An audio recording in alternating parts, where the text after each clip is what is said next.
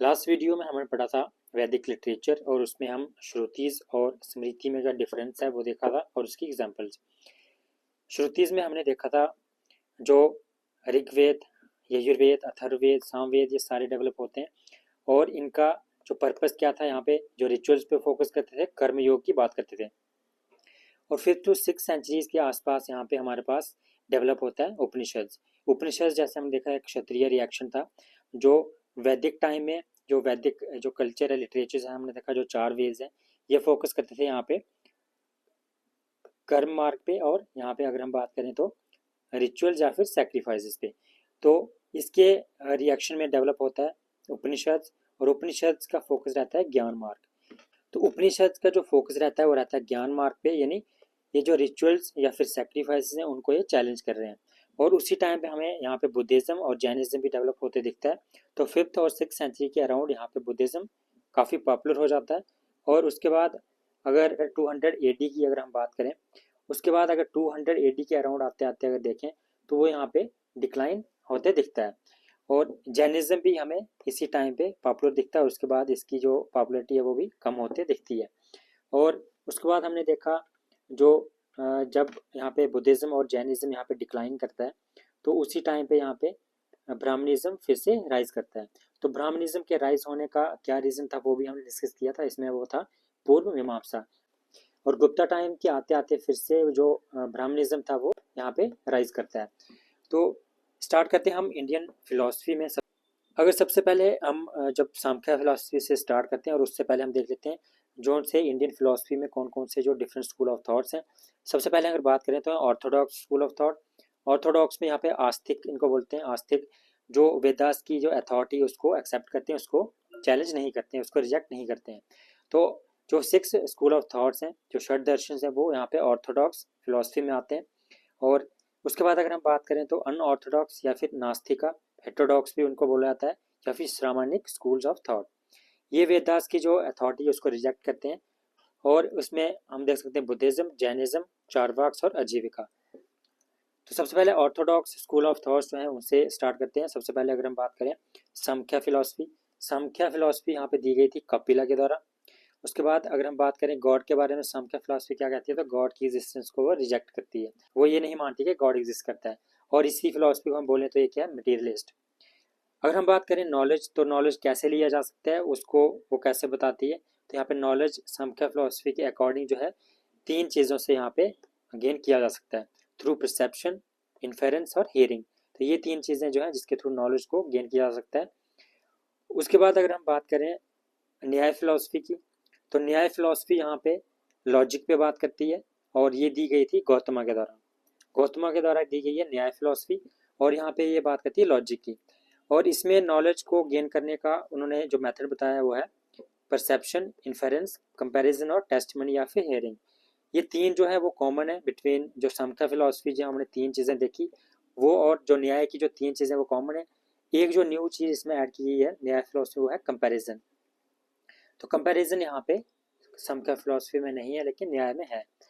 तो ये यहाँ पे सेकंड स्कूल ऑफ थॉट था। उसके बाद अगर हम बात करें इसका वैशिष्ट का, यहाँ पे फिलॉसफी क्या कहती है, वैशिष्ट का स्कूल ऑफ थॉट क्या कहता है, ये भी यहाँ पे मटेरियलिस्टिक स्कूल ऑफ थॉट माना जाता है।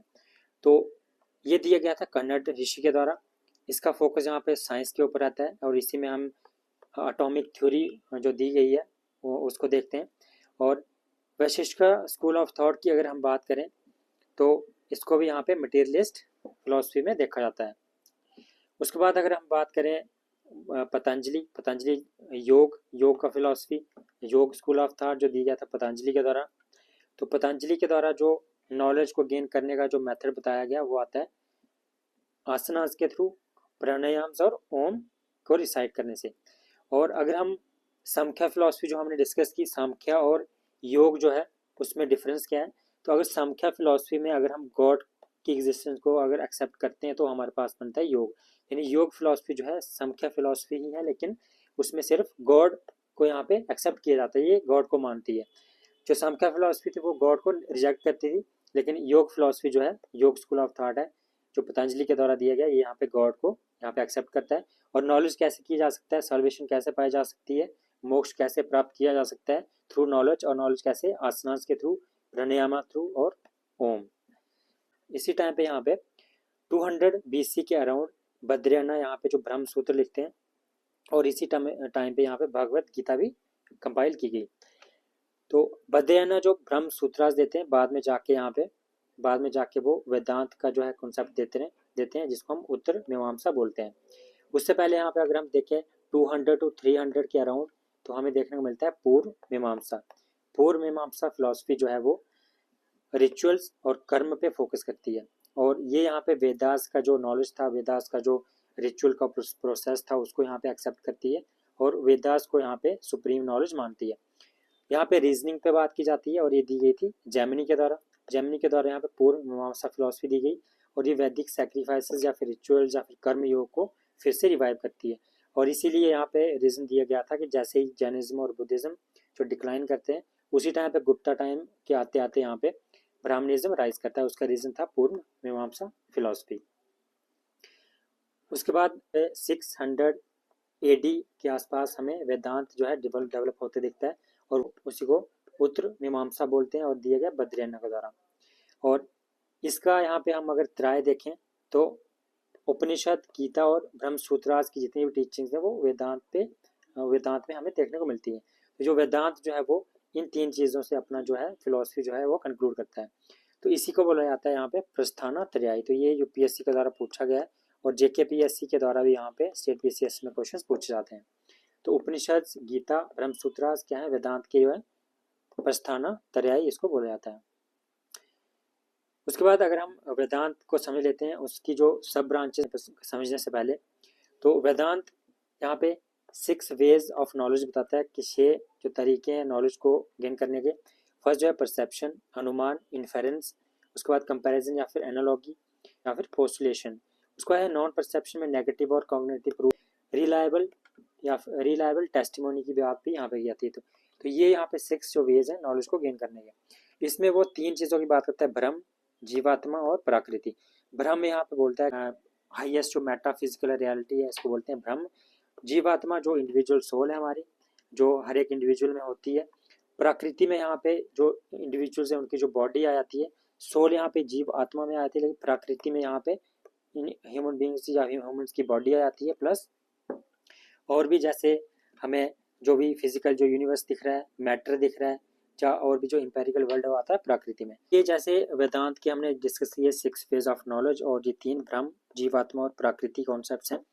ये तीनों जो है कॉन्सेप्ट्स और 6 फेज ऑफ नॉलेज, ये हमें इनके जो सब स्कूल्स हैं, सब ब्रांचेज हैं, वो समझने के लिए हमें इम्पोर्टेंट है। और वेदांत की अगर हम जो कोर फिलॉसफी अगर हम डिस्कस करें, तो वो कहता है ब्रह्म जो है वो रियलिटी है, और बाकी जो भी है जो है माया है, अनरियल है। ब्रह्म ही रियलिटी है, बाकी जो है वो माया है। और आत्मा जो है, जीवात्मा जो हमने पढ़ी, वो क्या है, ब्रह्म के आइडेंटिटी के लिए, मतलब ब्रह्म के जैसी ही है, वो ब्रह्म का ही एक पार्ट है। और इसमें कोई डिफरेंस नहीं है। यानी आत्मा और परमात्मा, जिसको उन्होंने ब्रह्म कहा, उसमें कोई भी डिफरेंस नहीं है। सोल या फिर आत्मा ब्रह्म के जैसी ही है। और बाकी जो है, जो प्रकृति जो है, जिसको एम्पेरिकल सेंसेस जो समझ सकती हैं, देख सकती हैं, वो क्या है, माया है, अनरियल है। और जो ब्रह्म और आत्मा जो है, दोनों जो है वो एटर्नल है और इनडेस्ट्रक्टिबल। ब्रह्म और आत्मा जो है वो दोनों एक जैसी हैं, आइडेंटिकल हैं, और क्या है, एटर्नल और इनडेस्ट्रक्टिबल। और थ्योरी ऑफ कर्मा यहाँ पे लिंक की जाती है वेदांत के साथ, और इसमें जो है रीबर्थ, पुनर्जन्म जिसको हम बोलते हैं, वो एक इम्पॉर्टेंट एलिमेंट बन जाता है इसका, और ये उसमें बिलीव करती है रीबर्थ में। जब हम बुद्धिज्म पढ़ेंगे तो यहाँ पे वो बुद्धिज्म रीबर्थ में यहाँ पे बिलीव करता है, लेकिन यहाँ पे वो सोल का जो कॉन्सेप्ट है उसको रिजेक्ट करता है। Soul as a permanent identity, उसको वो रिजेक्ट करता है बुद्धिज्म। समझेंगे कैसे, अगर सोल नहीं है, बुद्धिज्म के अकॉर्डिंग अगर सोल एग्जिस्ट नहीं करती है, कोई भी परमानेंट सेल्फ जो होती है वो नहीं है, तो फिर रीबर्थ कैसे होता है, ये हम समझेंगे बुद्धिज्म नेक्स्ट चैप्टर में, नेक्स्ट जो वीडियो में। तो वेदांत के जो सब स्कूल्स हैं उनको हम समझ लेते हैं, उनमें क्या डिफरेंस है। वेदांत के सबसे पहले हमने देखा जो अद्वैतवाद, जो शंकराचार्य ने दिया था, सबसे इंपॉर्टेंट। वशिष्ठ अद्वैत, रामानुजा, ये भी बहुत इंपॉर्टेंट है। उसके बाद द्वैत का कॉन्सेप्ट दिया था माधवाचार्य ने। इन तीनों को हम समझेंगे एक डायग्राम के थ्रू। जैसे ये हमने देखा, जैसे जो हमारा वेदांत था, जिसके ये सब स्कूल्स हैं।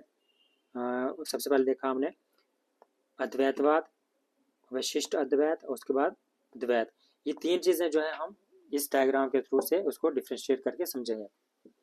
तो वेदांत ने यहाँ पे ब्रह्म का कॉन्सेप्ट किया, ब्रह्म ने इसको माना, ब्रह्म को हाईएस्ट मेटाफिजिकल रियलिटी माना। और उसके बाद जो जीवात्मा, जिसको सोल बोला जाता है, हालांकि जो सोल का कॉन्सेप्ट जो वेस्ट से आया है, वो सोल और आत्मा में काफ़ी डिफरेंस है, लेकिन ऐसे समझने के लिए हम इसको सोल बोल सकते हैं, जीवात्मा। इसको इंडिविजुअल सोल बोला गया और ट्रू सेल्फ। उसके बाद प्रकृति, तीसरा जो यूज़ किया गया वर्ड प्रकृति, एम्पेरिकल वर्ल्ड को बोला जाता है, जो हमारी जो एम्पेरिकल सेंसेस हैं जो उसको समझ सकती हैं, या फिर जो जो चेंज हो रहा है, एवर चेंजिंग वर्ल्ड जो है, यूनिवर्स है, उसमें बॉडी आ जाती है इंडिविजुअल की और मैटर। तो ये तीन चीज़ें, इनका आपस में क्या रिलेशन है, इसको लेके ये तीन फिलोसफीज बात करती है। वेदांत के बारे में हमने समझा, और वेदांत की जो सब ब्रांचेज हैं, जैसे अद्वैतवाद, विशिष्ट अद्वैत और द्वैत, इसमें हम डिफरेंस समझेंगे। तो वेदांत में हमने देखा था ब्रह्म, जीवात्मा जिसको हम सोल बोलते हैं, और प्रकृति। ये तीन चीज़ों को लेकर यहाँ पे डिफरेंसेस हैं अद्वैत, विशिष्ट अद्वैत और द्वैत के बीच में। तो सबसे पहले अगर हम बात करें वेदांत की फिलॉसफी क्या थी, ब्रह्म जो हाईएस्ट मेटाफिजिकल रियलिटी है, जीवात्मा जिसको हम इंडिविजुअल सोल बोलते हैं या फिर ट्रू सेल्फ बोलते हैं, प्रकृति जो एम्पेरिकल वर्ल्ड है, जो यूनिवर्स है, जो चेंज हो रहा है, या फिर हम बॉडी कह सकते हैं, और मैटर। तो इसमें अगर अद्वैतवाद से शुरू करें, जो शंकराचार्य के द्वारा दी गई, तो शंकराचार्य का अगर हम टाइम देखें तो वो है 788 to 820। तो इस टाइम के बीच में यहाँ पे उन्होंने दी थी अपनी अद्वैत फिलॉसफी। और अगर हम बात करें वशिष्ठ अद्वैत, तो वशिष्ठ अद्वैत कई बार यहाँ पे क्वेश्चन में पूछा जाता है कि ये किसके कंटेम्प्रेरी थे, या उसका जो जो भी अगर डेट्स पूछे जाएँ तो वशिष्ठ अद्वैत की अगर हम बात करें तो ये डेवलप होता है 1017 to 1137। और द्वैत की अगर हम बात करें तो द्वैत दिया जाता है, द्वैत माधवाचार्य के द्वारा किया जाता है 1238 to 1317। तो सबसे पहले अगर हम बात करें अद्वैत फिलॉसफी की, अद्वैतवाद जो है शंकराचार्य के द्वारा दिया जाता है। तो इसमें वो कहते हैं कि ब्रह्म और जीवात्मा जो है वो एक जैसे हैं, आइडेंटिकल हैं, और वो कभी चेंज नहीं होते हैं, इनडेस्ट्रक्टिबल है और एटर्नल है। और प्रकृति के बारे में वो कहते हैं, प्रकृति क्या है, यहाँ इसी को लेकर डिफरेंसेस हैं। तो प्रकृति के बारे में वो कहते हैं, प्रकृति क्या है, एक माया है, जो हमें वर्ल्ड दिख रहा है, जो संसार दिख रहा है, मैटर दिख रहा है, बॉडी या फिर यूनिवर्स दिख रहा है, वो अनरियल है, वो माया है, वो इल्यूजन है। उसके बाद आते हैं वशिष्ठ अद्वैत। रामानुजा क्या कहते हैं, वो कहते हैं कि जो ब्रह्म और जीव आत्मा है वो तो एक जैसी है, वो एक ही है, तभी इसको अद्वैत बोला गया है। लेकिन जो प्रकृति जो है, जो प्रकृति है वो क्या है, एट्रीब्यूट है ब्रह्म का, यानी कि वो रियल है, वो एक एल्यूजन नहीं है, वो माया नहीं है, बल्कि वो भी ब्रह्म के द्वारा ही बनाया गया है, और वो भी इसी का एक पार्ट है, और वो इल्यूजन नहीं है। उसके बाद अगर हम बात करें द्वैत, माधवाचार्य ने जो दिया हुआ है, द्वैत यहाँ पे बात करता है जो ब्रह्म और जो जीवात्मा है, जो ब्रह्म और जीवात्मा है वो दोनों अलग अलग चीज़ें हैं, वो एक नहीं है, वो सिमिलर नहीं है। और दोनों जो है जीवात्मा और जो गॉड है, जो ब्रह्म है, वो एग्जिस्ट करती हैं एज इंडिपेंडेंट रियलिटीज़, और दोनों जो हैं वो क्या है, डिस्टिंक्ट हैं, अलग अलग हैं। उसके बाद अगर हम बात करें अदर जो सब ब्रांचेज हैं, जैसे द्वैत अद्वैत किसने दी थी, निम्बार्क के द्वारा, शुद्ध अद्वैत वल्लभाचार्य। तो ये 5 जो है मेन सब ब्रांचेज हैं इसकी वेदांत की। तो नेक्स्ट वीडियो मिलते हैं नेक्स्ट टॉपिक के साथ। Thank you.